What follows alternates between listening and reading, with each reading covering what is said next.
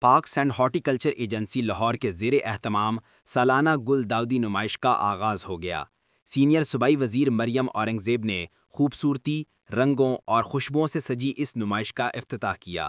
افتتاحی تقریب میں صوبائی وزراء Bilal Yasin, Rana Sikandar, Kazim Ali Pirzada, chairman P H A Ghazali Saleem Butt, secretary housing Noor Ulamin Mengal, D G P H A Naheed Gul Baloch سمیت اعلیٰ حکام شریک ہوئے۔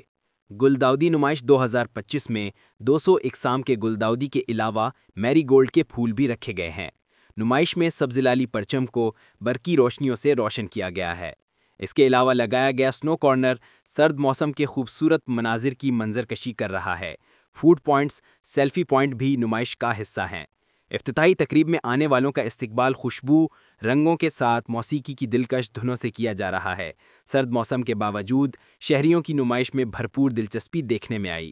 سینئر صوبائی وزیر مریم اورنگزیب نے انتظامات کو قابل تحسین قرار دیتے ہوئے کہا کہ وزیر اعلیٰ پنجاب مریم نواز کے وژن کے مطابق حکومت پنجاب شہریوں کو معیاری تفریحی سہولیات فراہم کرنے کے لیے پرعزم ہے۔ اس موقع پر سینئر صوبائی وزیر نے اعلیٰ کارکردگی دکھانے والے افسران کو شیلڈز بھی پیش کیں۔